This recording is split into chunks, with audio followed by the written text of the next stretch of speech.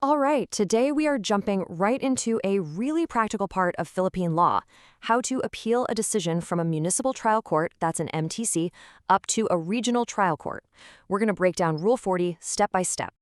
So you just got a judgment from the MTC, and it's not what you wanted. That's a tough spot to be in, for sure, but don't panic. The rules of court actually lay out a very clear path forward, and that's exactly what this explainer is all about. We're going to walk you through it. Here's the game plan. We'll start with the absolute basics, where you file and how much time you have. Then we'll cover the actual paperwork, what happens when the courts take over, the super important memorandum, and even a few of those tricky special situations. It's a full roadmap from start to finish.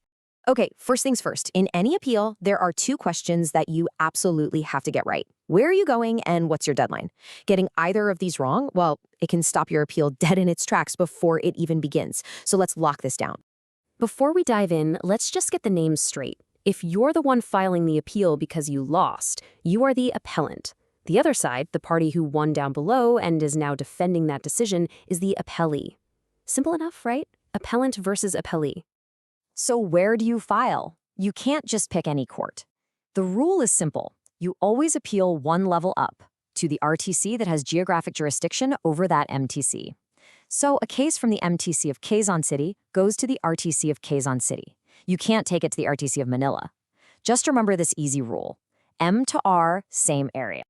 And now for that first absolutely critical deadline. For a regular appeal, you have exactly 15 days. That clock starts ticking the moment you or your lawyer receive a copy of that judgment. And believe me, that 15-day period is not a suggestion. It's a hard stop. But hold on, there's a little twist. What if you think the judge just missed something? You can file a motion for reconsideration. Now, the rule says this interrupts the appeal period. But what does interrupt actually mean here? It's not as simple as just pausing the clock. This is where the modern fresh period rule comes in, thanks to a landmark case called Nipes. The old way of just adding your remaining days is gone. Now, if you file a motion and it gets denied, you get a brand new, completely fresh 15-day period to file your appeal. And that fresh period starts from the day you receive the denial. This is a huge deal. It gives you a clean slate to get your appeal ready. Okay, so you know where you're going and you know your deadline.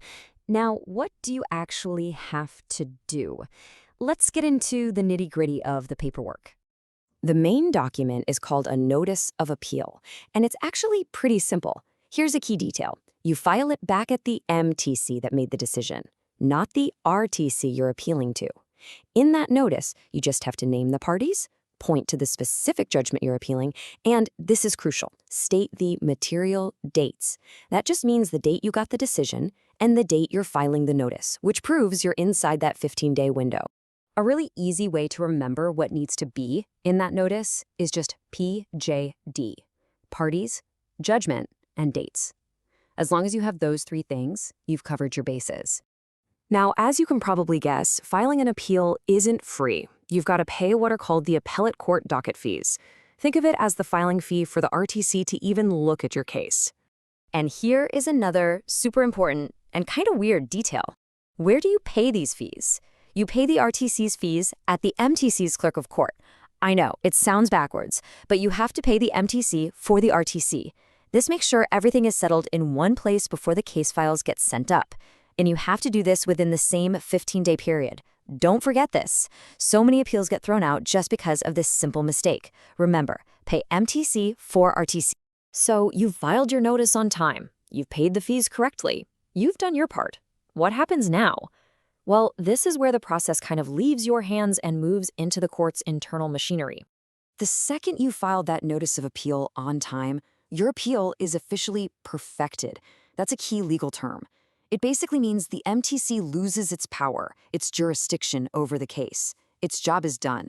The case now belongs, in spirit, to the RTC. So the case belongs to the RTC, but how does the actual physical case file get there? Well, that brings us to our next deadline, and this one is on the court, not you. This is where the court staff takes over. The MTC's clerk of court has a job to do. They have to collect the entire original record of the case. We're talking every single document, and physically send it over to the RTC. And they have 15 days to do it from the moment the appeal was perfected. Let's call it the clerk's 15. Okay, the case file has now arrived at the RTC. This is where you, the appellant, come back into the picture in a big way, because now we're at what is probably the most critical part of a Rule 40 appeal. Now listen very closely here. This is a classic trip-up. You do not file something called an appellant's brief. That's for a different kind of appeal. Under Rule 40, the document you file is called a memorandum. This is where you lay out all your arguments about what the MTC got wrong. Using the wrong name or format is a rookie mistake you don't want to make. So here's how it works. The RTC will send you a notice saying, hey, we've got the case. From that moment, you, the appellant, have 15 days to file your memorandum, and if you don't, the court can just dismiss your appeal right there. After you file, the ball is in the appellee's court. They get 15 days to file their own memorandum in response. You can think of it like the M15 rule. Once they're both in, the case is ready for the RTC judge to decide. Let's talk about a strange situation. What happens if the MTC messed up on its own jurisdiction? Maybe it dismissed a case it should have heard, or it heard a case that was too big for it. Rule 40 has a really smart way to keep cases from just bouncing back and forth forever. This is all about being efficient. Look at the left side. If the MTC just threw out a case without even having a trial, and the RTC says that was wrong, the RTC will send it back down, that's called a remand, for the MTC to do its job. But now look at the right. If the MTC actually held a full trial but just didn't have the jurisdiction to begin with, the RTC won't waste time sending it back. The RTC will just take over, use the existing record, and decide the case itself. It assumes jurisdiction to save everybody time. Just think, reverse, remand, affirm, assume. We are just about done. Rule 40 is pretty short and to the point. So, what happens if you run into a situation that isn't mentioned anywhere in the rule?